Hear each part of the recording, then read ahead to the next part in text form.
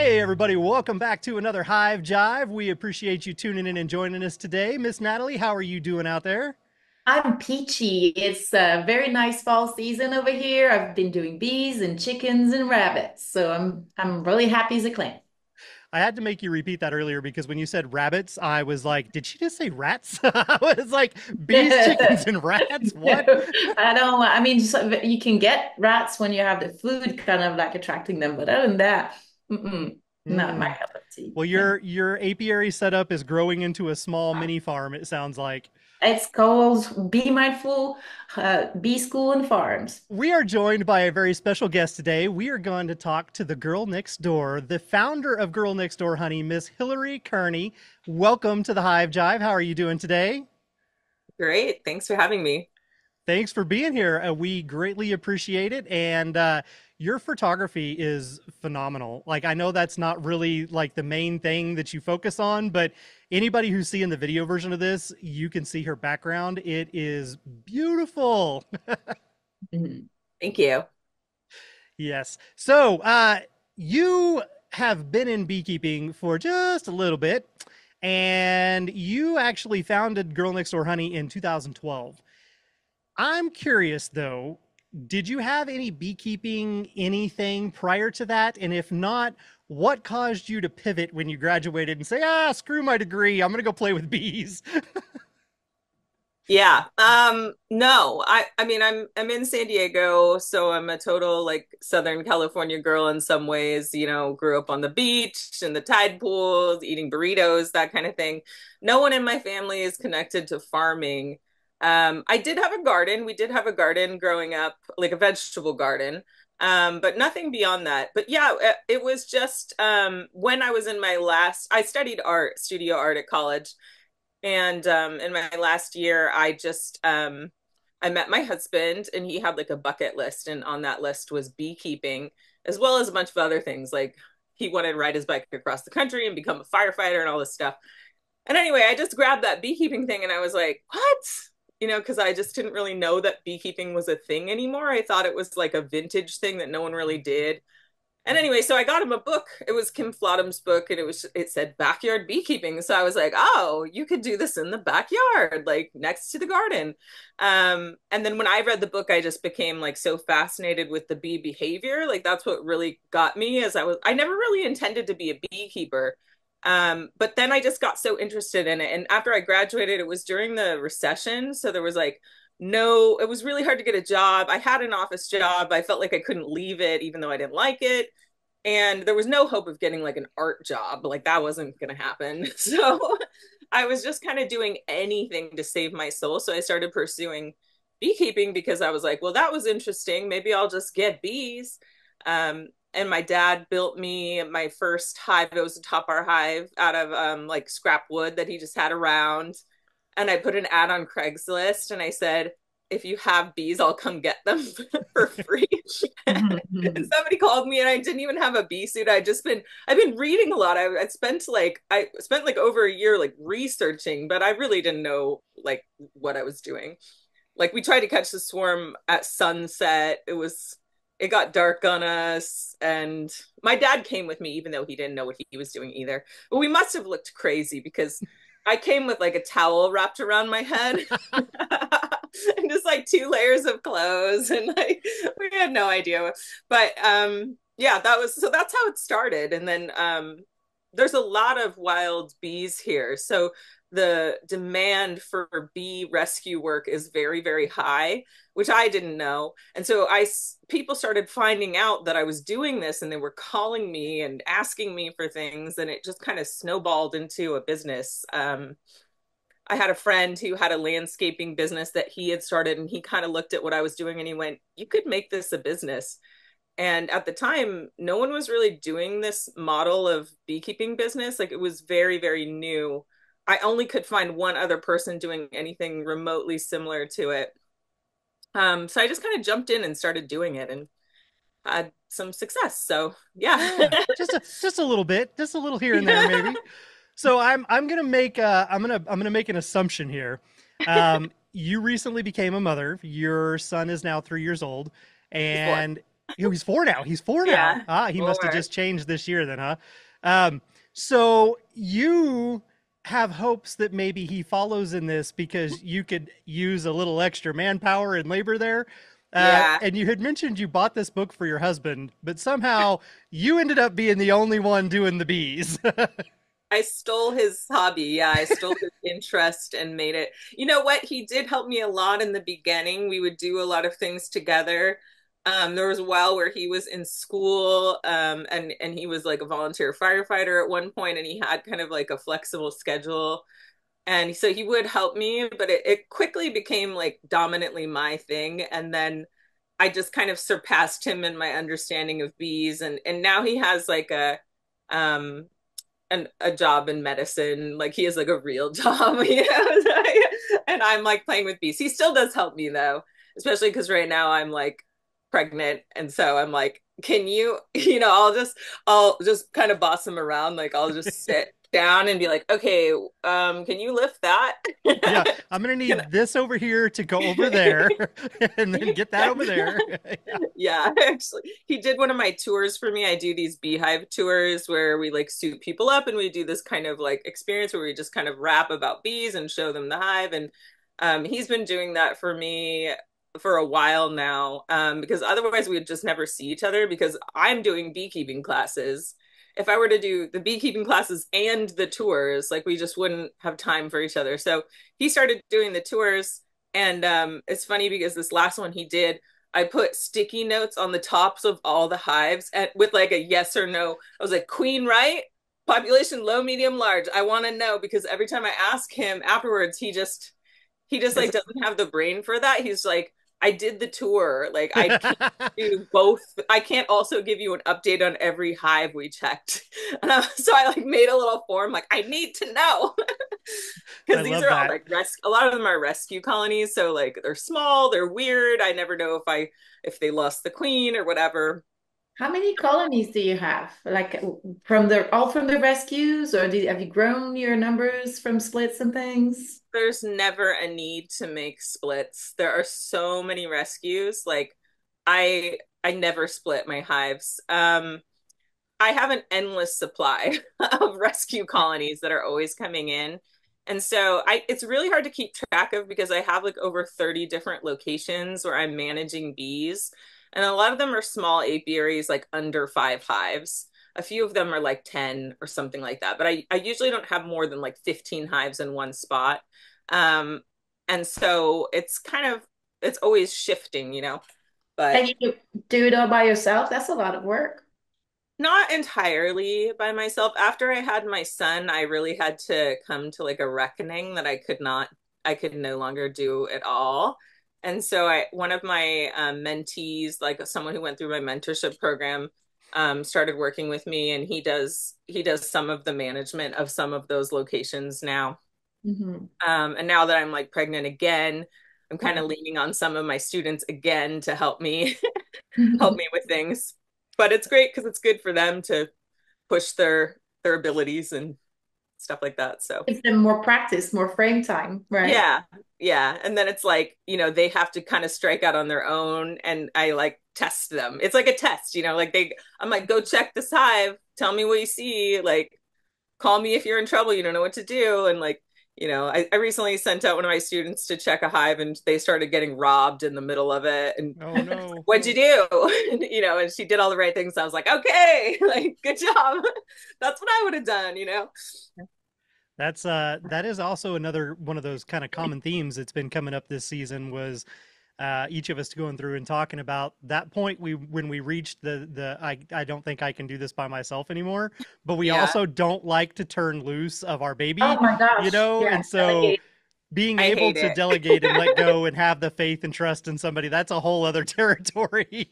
It's really hard. It's really hard because sometimes they do something and you're just like, I wouldn't have done that, but you don't want to make them feel bad. But yeah, if I hadn't been forced to do it, like I don't think I would have. And it's funny because Gary, who was like the first one who started helping me, once he started helping me, he was like, how were you doing all of this alone. Like he was like, he literally asked me, like, how in the hell? And I was like, I don't know. Like, I really, now that you're helping me, I really don't know how I did it all. Yeah, I never stopped to think about it, and that's the only way I was able to keep going forward. Is you just don't think about it. Yeah. Exactly. I'm familiar as well. So are those are you leasing, and because we do, so I'm just curious, do you lease your bees to customers for any kind of, or are you just maintaining customers? Do they own the bees or do you own the bees? Yeah, so when I first started, I was kind of doing like a host a hive program where I own the bees and I own the equipment, and they were just providing the space. And we had this kind of deal of they paid me like a low annual fee and they got a percentage of the honey. But really quickly, I realized that this wasn't going to work out that great because number one, the honey is super unpredictable. Like two years into my beekeeping experience, like right around the time that I started the business, we began what became a 7 year drought. And Mm, here, if it doesn't rain, we just don't get honey. So I had to really adapt during that time. And the other thing I realized is that when they don't own the bees themselves or any of the equipment, and they've made no financial investment in terms of that, they just don't care as much. They just aren't, they're not as invested in it. So I kept having this problem come up where people would say they wanted bees. I would do all this work to prep the area, get everything set up. I would place bees there. And after like 6 months, they would change their mind or they would sell their property or they would move and they would give me like very little notice about it. And then I would be scrambling, like I had nowhere to bring the bees. So I was like, this really sucks. Like, I don't think I want to do this anymore because it was a lot of stress. And so what I started doing is making them buy the equipment themselves, buy the bees. So now they own the bees, the equipment, and any of the honey that they make is all theirs. And I just charge hourly. So I'm just like a pool cleaner that comes and manages the bees. I'm like the pool lady, but the bee lady. And then when honey happens, they have the choice like I can hand over frames and they can do it themselves. Or if they want me to do it, then they're going to pay me hourly to do Of that course. extraction because I hate doing it, but I offer it because I feel like I have to. But yeah, so that's how I'm kind of just on like an hourly. I have a few like legacy people from the very beginning where we never really switched over to that model, but since we've been working together so long, it's kind of like whatever. And I it would works. really like to have like a more of a central piece of land that is like an apiary place where I could have more space to just bring rescues and that kind of thing. But I can't afford to buy, and having that kind of land partnership with someone just continuously keeps getting overturned for me like 4, 5, 6 times. I've had to lose that and find it again. And so right now I'm just kind of like, I'm just kind of using my backyard and just like when I fill it up, I just stop doing so many removals. Yeah. But I also adopt out my rescues to my students. So it's kind of nice because I have this pool of people who want bees who are beginners. And so I kind of take these removals, get them on their feet, make sure they're all right, and then hand them over to one of my students. And I have like a requirement that they have to take 2 classes with me, make sure they kind of know what they're doing at least a little bit before they get bees. I was curious if you're still doing as many removals, or have you started to kind of cut back on that? It's hard to say, like, because they're always available, it kind of depends on where I'm at in my life and like my mood. So, like, when I had my son, I really slowed down on removals. I was just starting to ramp up, like, feel like myself again and like get really into removals and saying yes to a lot of things. And then I got pregnant again. So now, and then I had to kind of slow that down again. But I actually have continued to do a lot of removals through the whole pregnancy. Like, I've been doing them, just because like for me it's like a distraction. And I'm not, otherwise I'm sitting at home going like, I'm so pregnant with like when I'm doing a bee removal, I'm like, this is hard and it's harder because I'm like not as mobile, but at least I like feel accomplished for the day. It makes me feel like myself still. Um, so yeah, I'm still doing them, but it is so like I like cherry pick my favorite ones. People call me and they're like, I have a water meter box full of bees, and that's super common here. Like it's very, very common. So I'm always like, here's a referral, unless it's like close to me or something. But then, I got a call the other week that was someone's like, I have bees in a neon sign a vintage neon sign, and I'm like, ooh, okay, I'll be right over. This is like, if it's fun to me, I'll go do it, or if it's very close to me. But yeah, I kind of cherry pick the removals, and it's crazy because, like I said, there's so many here, and there's a lot of businesses that are just doing bee removal, and that's all they do, and they aren't even really beekeepers. They're Yeah. just remove the bees and then they hand off those bees to a beekeeper allegedly. Um, and so that's, but I don't do that because like I said, I either keep them, they go to one of my clients, or they go to one of my students. So I have to kind of meter how many I'm doing at any given point. I can't say yes to everything. So do you actually like sell honey? Are you able, is the 7 year drought over? Do you sell honey? Do you sell bees? Or do you just kind of do the consultations and the classes and the workshops? I mean, I kind of do a little bit of everything, and depending on like what's happening, I'll focus more on what's, one thing, either because I enjoy doing it more, the demand is higher, or whatever. I do have honey, I still get honey from my own hives. And so I do usually have honey, and I'll sometimes buy honey from another beekeeper, like in bulk. Um, Mhm.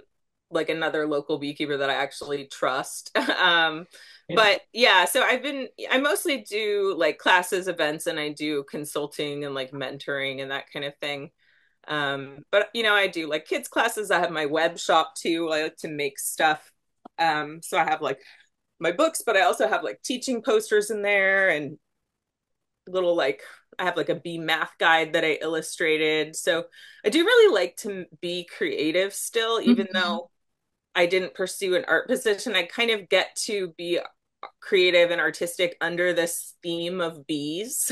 So that's like why I Mhm. take a lot of photos, and why I like to just like I like to make things that are artistic and beautiful, but also very practical. Like that's what Yeah. really brings me joy. So it's been fun making things like for beekeepers, like for other beekeepers who do similar things to what I do. So that's like, Cool. why I do the teaching posters and stuff. So yeah, it's like a little bit of everything. There really isn't like a main one thing that I do. I'm very like all over the place. Like all good creative people, right? You just kind of like Yeah. butterfly around and follow what suits your fancy, and that's great to be able to do that. That's a luxury when you're successful like that. To have that luxury is very gratifying, right?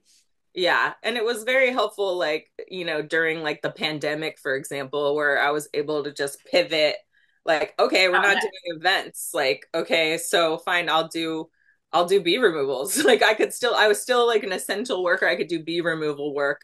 So I just like doubled down on that. Yeah, so it's kind of like what the bees do. They have like multiple things that they're doing at once, and they're able to shift on a dime to focus on something, on whatever's needed, and kind of coalesce around that. So it's like kind of like a lesson from the bees. I feel like, to be really versatile and have like multiple ways of getting That, what you need. that plasticity. Yeah. Mhm. Now, That's cool. somehow, in the midst of all of that, you found another outlet for your creativity. You have now published your third publication.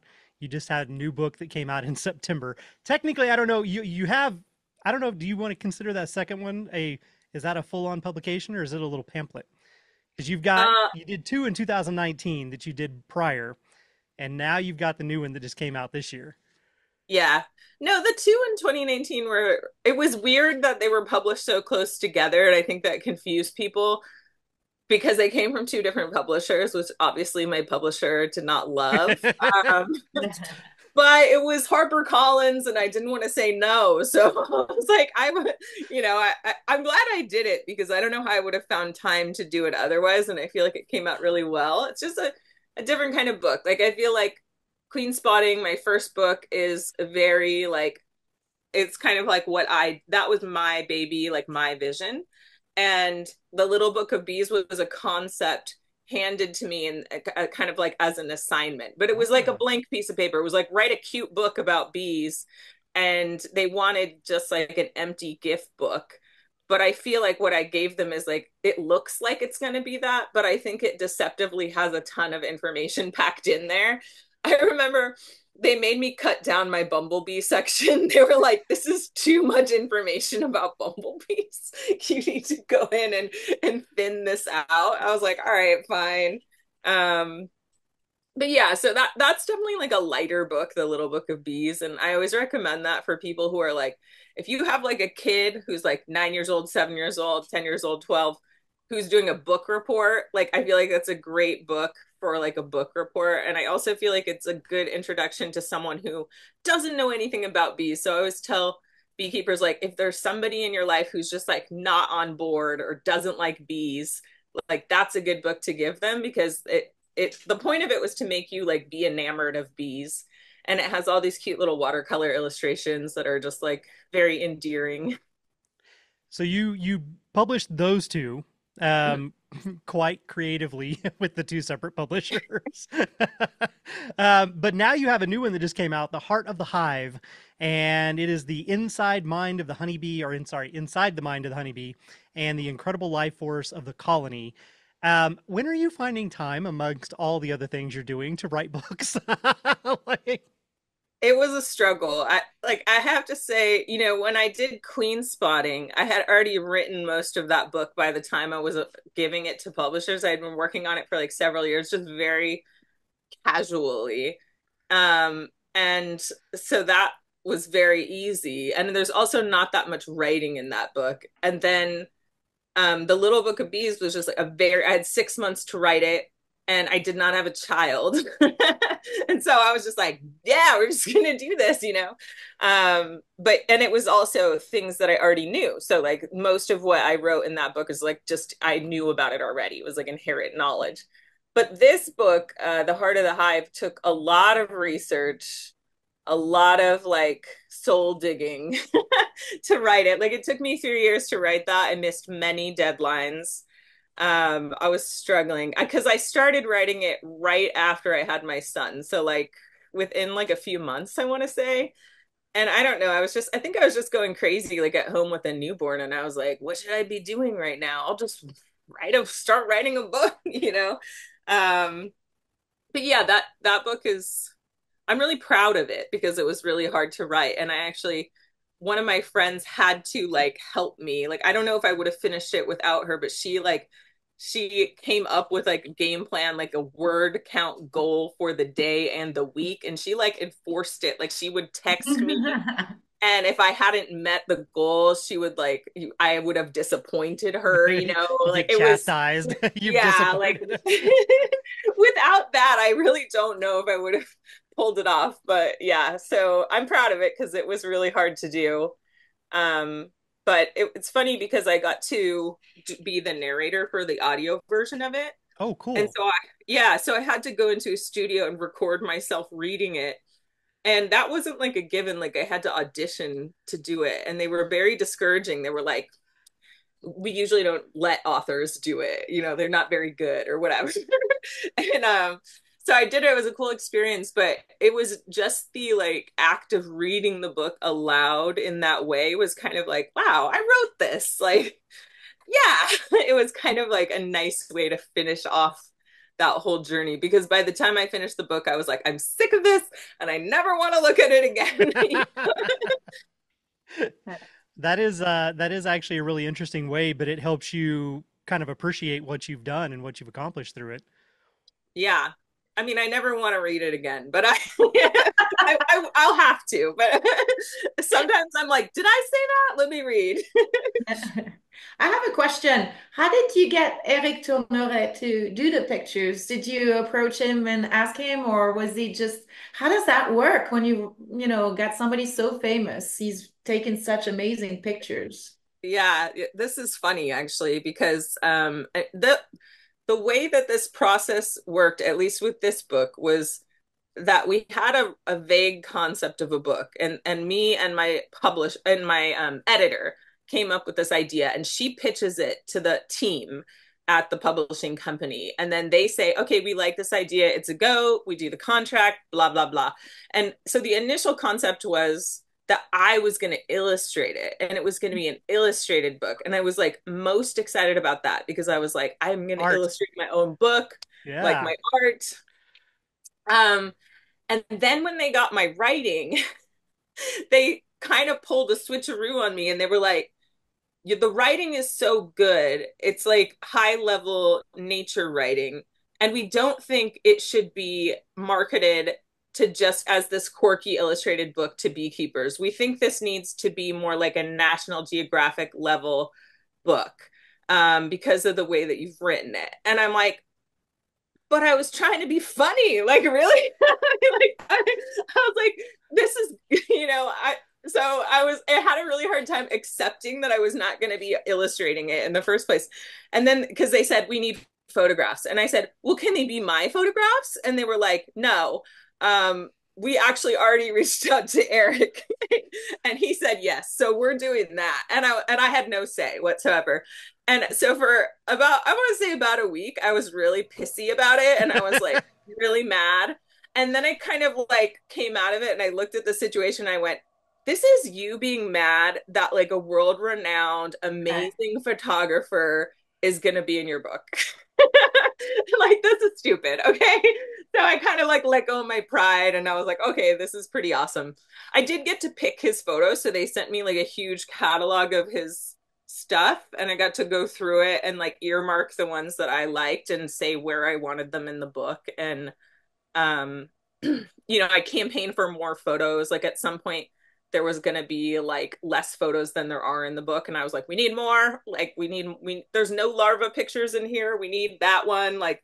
And so it's kind of like you don't have as much creative control like as people think over your book.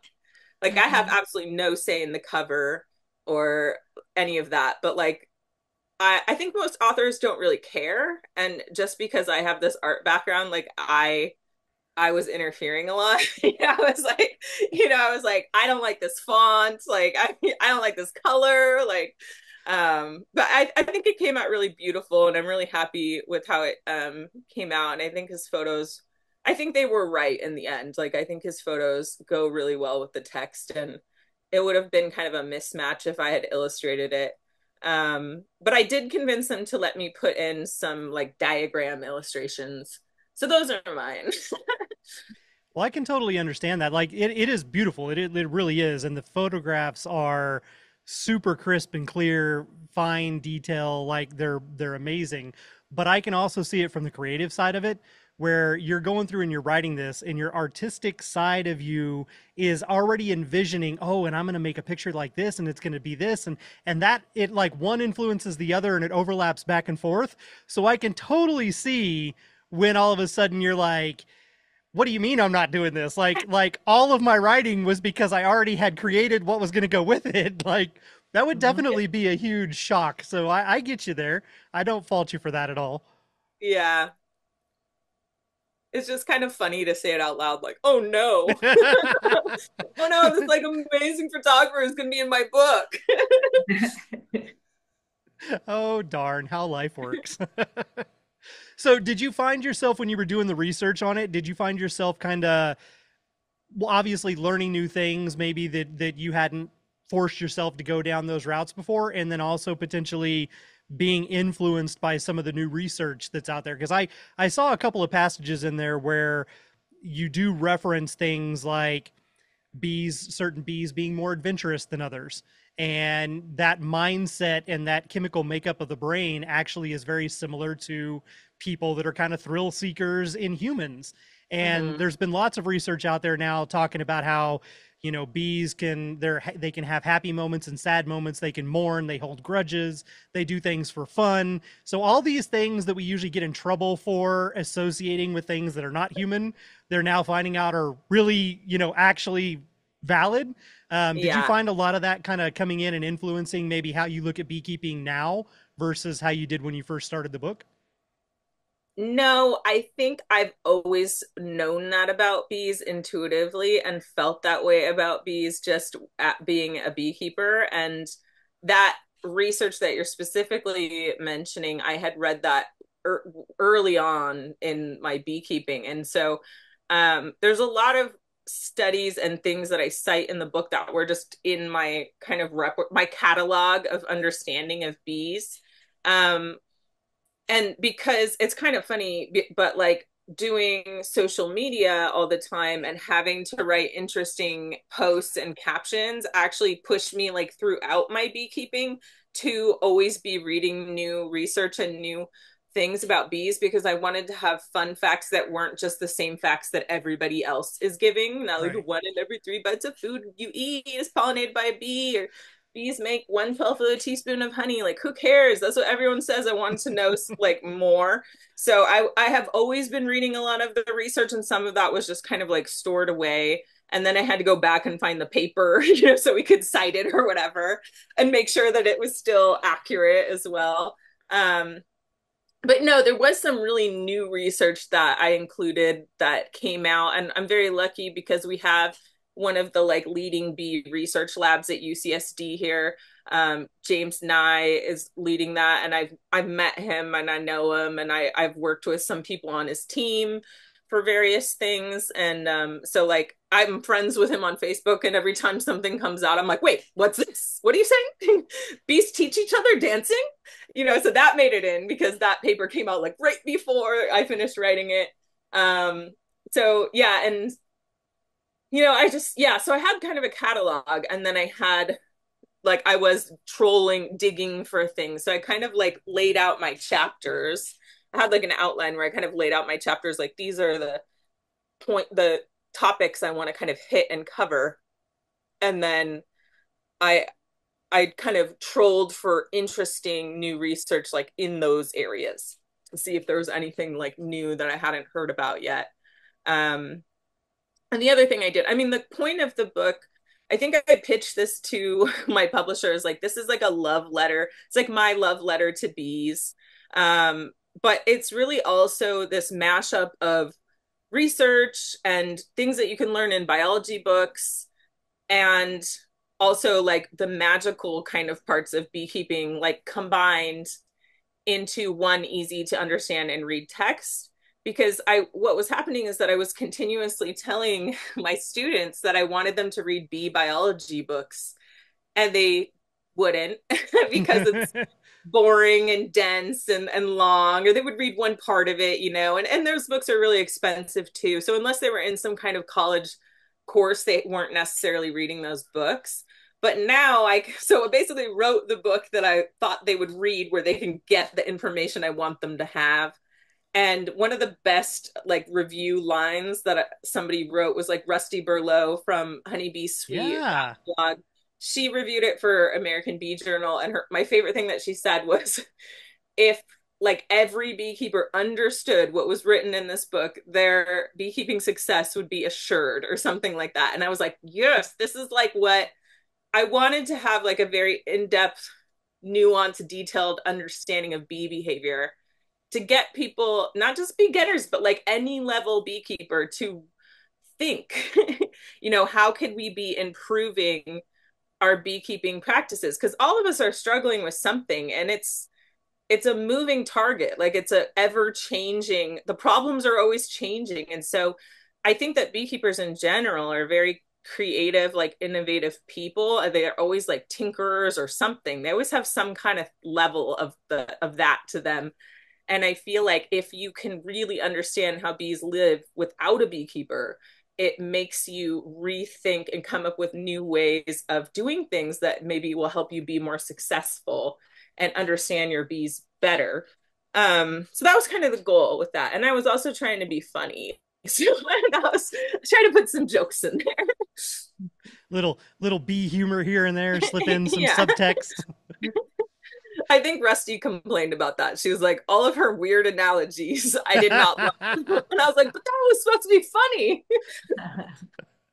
Well, So, that's so cool though. are you so I know you're pregnant and you're doing a lot of the work yourself. And you started with a Tabar hive when you first got bees. Are you sometimes reconsidering the orientation of your hives to be either vertical, to be horizontal instead of vertical, so you can actually lift or not have to lift anything? I love horizontal hives. Like I love top bar hives. I don't have a long hive yet. I would love to have one, but I don't have one. But I personally really love top bars. but I don't have room for them.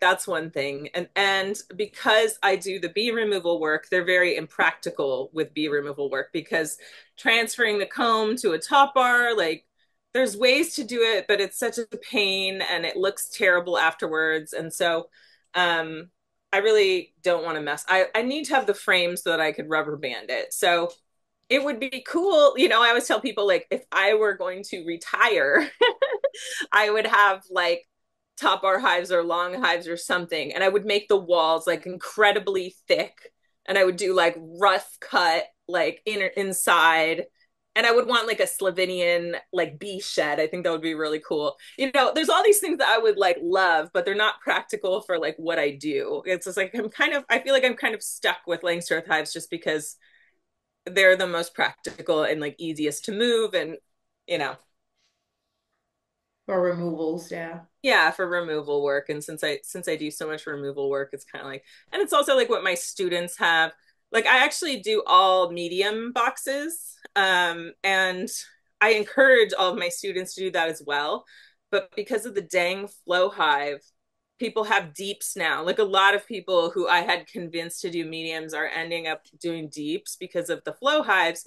And now I'm like, now I got rid of like all my deep equipment. And now I had to get some back just to accommodate, being able to adopt bees out to the flow hive people.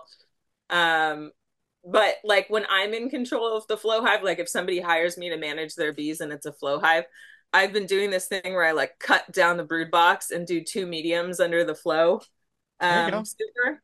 So if I'm in control enough, I'll do that. But sometimes they don't want to do it. So You just get a hold of them ahead of time, and when you first hear they're thinking about it, tell them just get the flow apparatus at the top, and we're going to put your mediums on the bottom, and then you can stick the flow box on top. You don't need that other one; it's a glorified deep anyway. Like, yeah, I tell them that exact thing. But sometimes they come to me after they've already bought everything, and I'm like, no. yeah, that's not going to work. Dig it. Oh man. So, going through this whole process, writing the book, doing all of the different bee related things that you do, how do you currently feel about the state of beekeeping today? Do you feel like we're on the right track? Do you feel like things are getting better? Do you feel like we're kind of still trudging through hard times? Like, what's your perspective of things today? I feel like we're at like a shifting point right now where people are really starting to kind of rethink in the same way that you were like talking about how science seems to be moving towards this. It wasn't even allowed to say that animals had emotions. You weren't even like permitted to say that in the past. And now there's this kind of change happening where people are starting to recognize that these insects, these animals are like more like us than we realize, that they're more intelligent than we realize. And I think the same kind of thing is happening in beekeeping. I feel like there's a little bit of a shift of people kind of looking more towards nature and trying to replicate that more closely. I know that here in Southern California, we have a really strong wild bee population. Our wild bees are more defensive than Italian bees are, and they can be dangerous sometimes, but they're also much more able to survive. And there's a new like research team at UC Riverside that's like specifically researching these bees, and they're calling them survivor bees.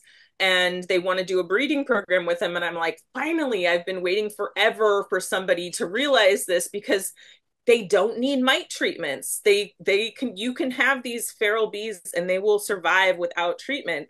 And in parts of the country, people are like, all the wild bees are dead.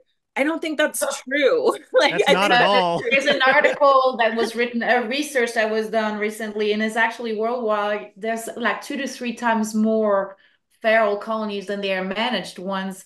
My only concern is that breeding, like a breeding program out of survivors, everything is hyper local. So you have locally adapted survivor stock, and it's basically your wild bees.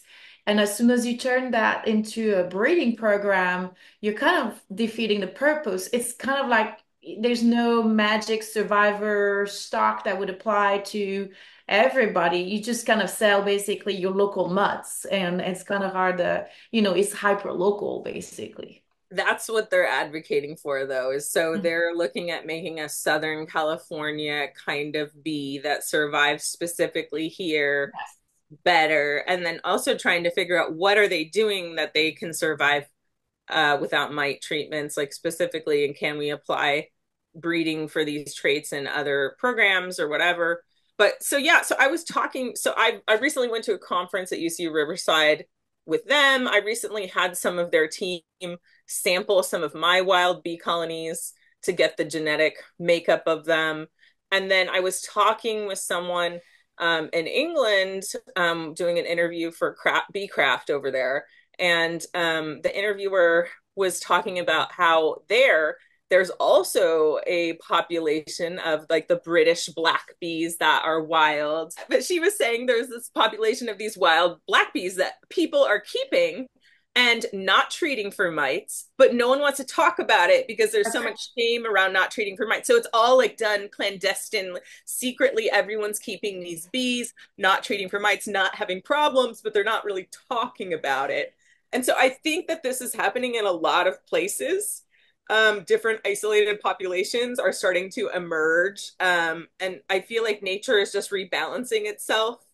But here, the problem is specifically those bees are pretty defensive. And so the breeding program is just basically, can we keep these other things about them, but just chill them out a little bit because they're not really suitable for most beginners to work with, and like a backyard setting especially is a little bit but I I was mostly work with those bees because they're so, I just think they're so cool. resilient. Yeah. Yeah, they're so I wish resilient. people that do treatment, because that's what it is treatment-free beekeeping, would be vocal about it, because otherwise, if nobody talks about it, it doesn't exist, right? And people have been doing it for years, for like, as long for Les Crowder has been doing it for 30 years. Plenty of people have been doing it for many, many years very successfully. So it is just now catching up, and I'm happy to hear that it's a thing now, that I think, researchers are yeah, actually acknowledging it, because yes. yeah. It's hard because I think there's so much fear around the beginners doing idiotic things and hurting other people's nearby bees and whatever, that they will mess it up because they're not really skilled enough to be treatment free right from the beginning, that kind of, that they don't have enough knowledge, and that fear is like driving everyone to be so angry and down on the concept. And then when you are someone who is experienced and knows what they're doing and is having success, if you say anything about it, everyone just jumps right all over you. And Mhm. it's like not worth the, Yeah. it's not worth like, all the comments you get. And it's just like, Yeah, yeah, well, yeah, and part of the issue is that you got a lot of basically unfit genetics that are being sold. And so right. you don't want people that are beginning to realize that they will need to treat them, or those are the bees that will need to be treated. They will more likely die, but they don't want to tell them why. It's because the genetics are not as fit, right? So Yeah. it's kind of like that. To me, it's almost like borderline unethical to sell those bees, and say basically you can't do it, because if you buy my bees, they're not going to make it, and it's because of the treatments that I'm putting in those bees. Right. Yeah. Mm. And it's funny because, I always just tell people, like, in regards to this topic, it's like you point the finger at someone and there's four fingers pointing back at you. I mean, the whole like mite bomb theory and all of that, it's like you're breeding bees that literally can't survive, that will Right. crash and die from mites. And Yes. so when these beginners buy these nukes from you, and then they swarm, and then those colonies go out into the world and there's no one to treat them, they are also mite bombs. So it's just Yeah. kind of ridiculous. I Yeah. feel like we need to let go of all that and just actually start talking to each other again. But Yeah. it's, What? I think we're What a maybe concept. I feel like we're maybe approaching it. I don't know. I'm having It's hope that, changing. Yeah, I I think it's agree. changing. People are not so reactive when you mention it, and I've been doing this for 14 years almost, and I could definitely see the narrative changing when you got people that are very well known that are saying now they're breeding survivor stock. and it's kind of becoming the in thing, and we're finally there, which, plenty of people already knew, but that's fine. As long as they bring that into the mainstream, that's all I think is that matters, right? So Yeah. It's funny because I was talking to Randy Oliver like after one of his conferences or something, and I said something about the bees here being like mite resistant, and he was like, "Well, they're not mite resistant; they're mite tolerant," which is an interesting point because they have mites. It's not that they don't have mites; they have mites. So they have a lot of mites, but they just don't die from them. And then he was kind of suggesting that if I treated them, that I might get more honey and oh that they yeah. might do better or whatever. And I'm very curious. Now I'm kind of like, I want to test it. Like but there's no real good way to test something like that because unless I have like years and years, because every part of San Diego is a different Yeah, microclimate. Every pretty year much. the honey production is different. And so it's really hard to test something like that. But I thought that was, I mean, Randy is Randy, but I thought that was like a funny and interesting idea. Which is funny because, like you said, it's super hard to test. So how can anyone make that kind of a statement? They don't have that research to make that point. Yeah. And that's kind of the problem with bee research is so hard to do because the more you try to control the colony, Mm-hmm. the more you actually make it less natural and irrelevant to what Exactly. really happens. Mhm. And so, as I'm reading all this research for my book, I'm also taking everything with a grain of salt because when you read how it's done, it's kind of like, well, that could change this and this could, if you're interfering Mhm. by doing the research itself. Yeah. So, because bees are not like any other animal, they're like, they have to be free. It's so hard to get like a control on that. Mhm. And And I think that the hyper polyandry makes it so difficult to control and have apples to apples, right? Because those right, queens be from the same mother, but they made it with a whole bunch of drones from different areas. There's no way exactly. that There's it's no apples to equal. apples. Yeah, exactly. Yeah. And so I always think about that when I'm reading this research. And even though like I love the research, I think we need more research and I think it's really cool. I really think we have to like also consider beekeepers' experiences, Yes. these intuitions, and this whole other side of it that is often kind of lesser valued. And that's I made sure, like, that's why I really wanted to kind of include both in this book because I think you don't have a complete picture without that other piece of it. Yeah, lab conditions, lab research is hard to I mean, it's not real bees, Yeah. In the mechanisms lab and it's like you yes, can learn something but it may not translate to real life. right. Yeah. Exactly. Yeah. Well, Hilary, tell everybody how they can find your new book and how they can get a hold of you if they would like, or if they would like to follow along with all of your various exploits that you have going on at any given time. Yeah, so you can get the book. It's on Amazon, it's at bookstores. But if you want to support me more directly, you can go to my website, girlnextdoorhoney.com. And I'm doing signed copies on there if you want one of those. And then you can check out all my posters and cool stuff too. And then I'm on Instagram a lot, which is just at girlnextdoorhoney. And I'm on TikTok, but no one really follows me, so I don't post on there as much. All the socials, but I'm mostly on Instagram. And I Yeah. do have a blog, but you can find that all on my website. On that last little note, I have 5 questions now that I've tapped down here that we are going to tackle on Patreon. So if anybody would like to join us over there and carry on following along with our conversation here with Hilary, you can do so over on Patreon. For everybody else out there, thank you so much for tuning in. And Hilary, thank you so much for joining us today to be a guest. We've greatly appreciated it. And we look forward to talking to everybody next week. But until then, be good, everybody. And as always, remember to be mindful. And be well. This Hive Jive production was made possible by amazing patrons like you, and we appreciate your support. To all our Hive Jive junkies out there, you truly are the bee's knees.